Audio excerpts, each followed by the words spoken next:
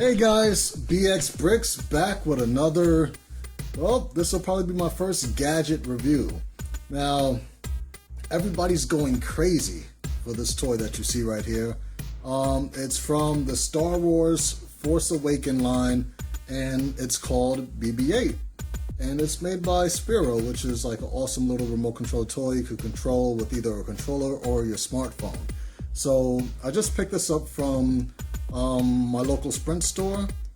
This one runs for roughly about $150, but you see people selling it online for all sorts of prices.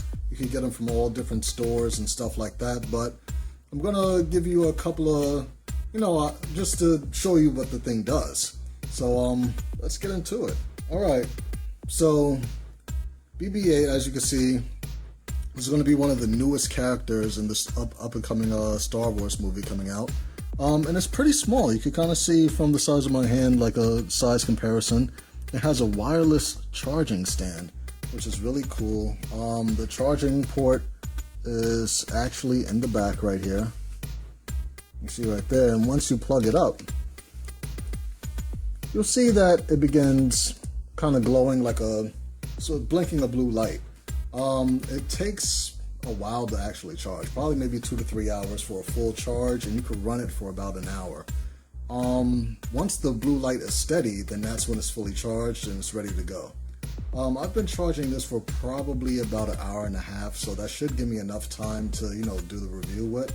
But yeah, it's pretty cool. So to start it up, there's an application that you have to download for either your Android or your iPhone, and it is called Spiro BB-8.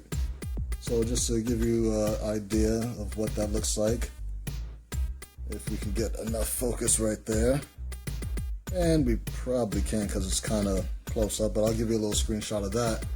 But you go into the application and you're going to see something like this.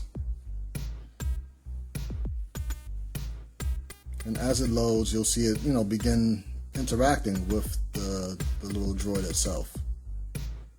Now, everything through this is Bluetooth, which is really cool.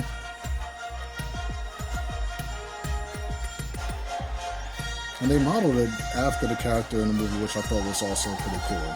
So it says you gotta hold it close to the character, and you'll probably see it light up in a second. And this is it loading, trying to pair with the device. Alright, so after closing all the other apps in my phone, it seems to be pairing a lot quicker now. I probably had too many things open. So as you see, once you, initiate the application, it kind of wakes up a little bit and it starts, moving its head around and everything. It's almost as if it has its own consciousness. It knows that we're talking about it. Now, despite what it may look like, that little camera in front, the eye in front, it's not actually a camera. There's no device in there that could actually see us, but it's so weird how this little device seems to have so much personality. All the sounds that you hear is actually coming from the device that you pair with it, whether if it's a tablet or a smartphone, everything will come through here. So you have a couple of options with the application. You have Drive, you have Message, to where you could actually send, well, not send, but you could record and view holographic messages. I imagine, they'll probably do an update to the software later on to where if this does catch on, you might be able to send these to, somebody, a receiving end. And if they have a robot of their own, they might be able to see how that works. You have the patrol option where you're just letting the robot kind of roam around on its own. That's why I had to set up a couple of barriers on the review desk, just in case this thing will probably run off the table. And then you have settings. So just to go through the settings real quick. As you can see, we have, well, as you might not be able to see, it's because it's kind of blurry, but you have user interface sounds. So you could turn the sounds off if you don't want to hear anything. But I think the sounds are kind of cute because it kind of, adds to the personality of the robot. The droid sounds, you can use metric units or voice recognition, which I've seen a couple of other video reviews, and you could program it to, do certain things. Like if you want it to run away, you could tell it to run, or that it's a trap or something. So the basic, the first option with drive, you have the little directional pad, and it's kind of like an intensity thing. Like the closer you get, you know, to the lines inside, it's like a soft press, and the further you get out, it just zooms out. But with this, it has a little blue light with the droid, and when you move this, it'll kind of turn its head like so, and that will be the direction that it goes in. You also have this button right here. Well, it gives it some alternate functions to where you can make it nod yes. You could make it say no.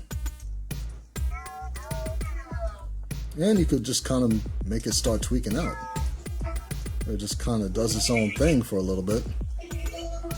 You have a turbo button down here where if you hold that down while forcing it to go forward, it will just really take off, and you have to kind of make sure that you chase that, because I mean, playing with it in the store, this thing almost ran out the store. And then you have an option down here where, you know, it could just pretty much back up. You do also have other options over here where it can make like a square shape, a figure eight, make it look confused, and another option. Wow, that thing's going weird. You know, oh my god, it just, the head just popped off. That's so weird.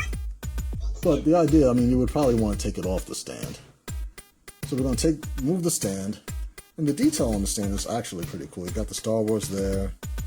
You got, you know, all these little parts right there. You got the charging mat. It's, you know, wireless charging, because it's just like kind of like a conductive little thing right there. But that's it for the, you know, little commands right there. But just to kind of show you, I'm sitting there driving it and not really kind of come towards.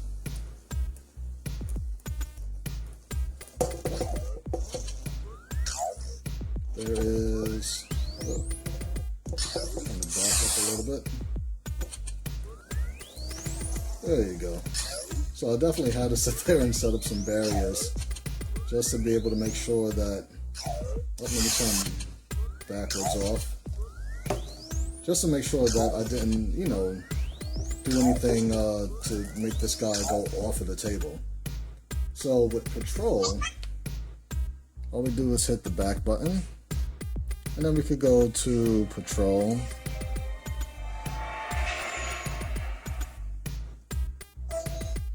And with this is pretty cool because it gives you an array of things that you could like really monitor. You got a chronometer, an acceleration map, the gyro stabilization, the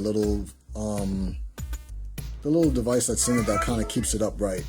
And then it has 3 windows that you could kind of change to, you know, view all sorts of things here. It has a tracking system. So you just hit play and it just kind of goes, you know, on its own.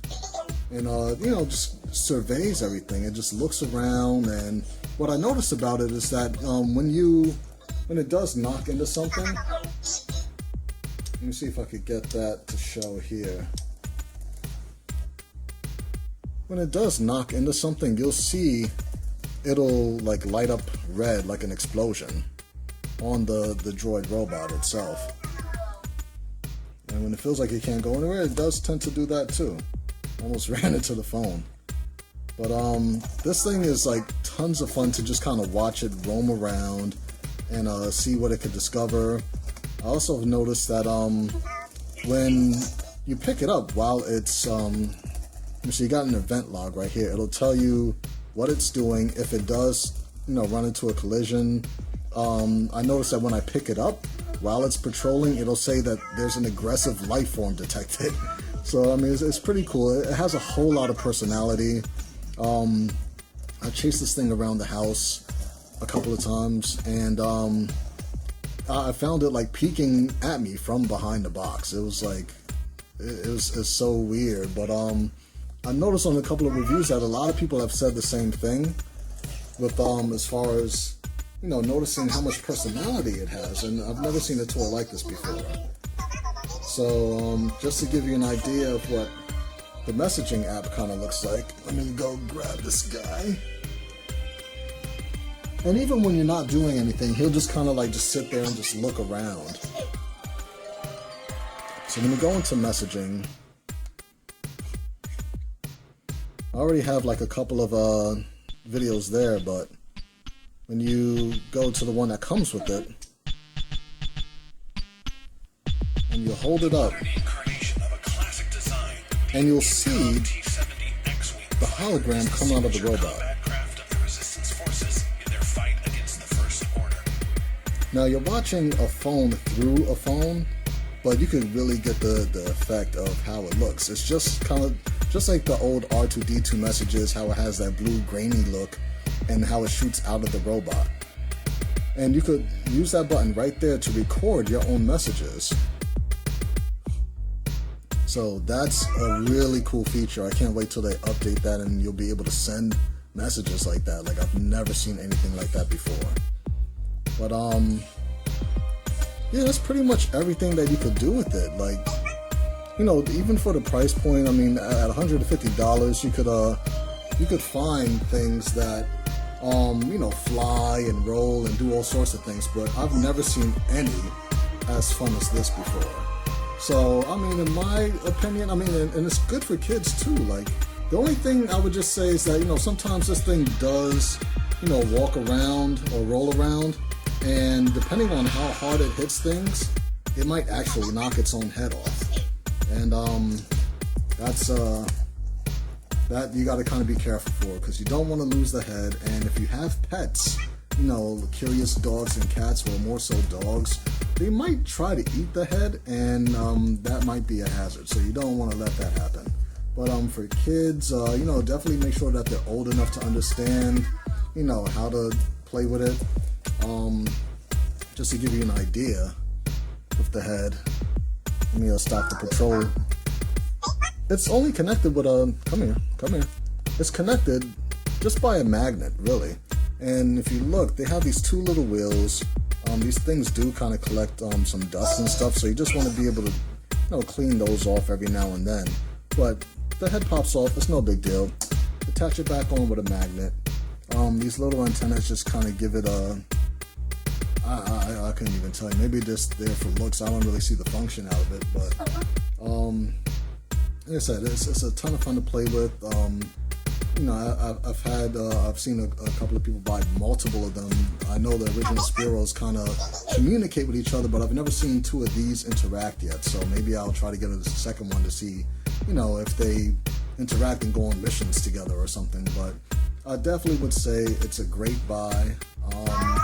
And you know, they're hard to find. So I mean, go out there and try to, you know, get yours before, you know, they're all out of stock and everything. I got this one, like I said, from Sprint. This guy refuses to look at me. As you can see, I'm like turning it and it won't look at me at all. There you go. I have to turn it by its head. Oh, I fell over.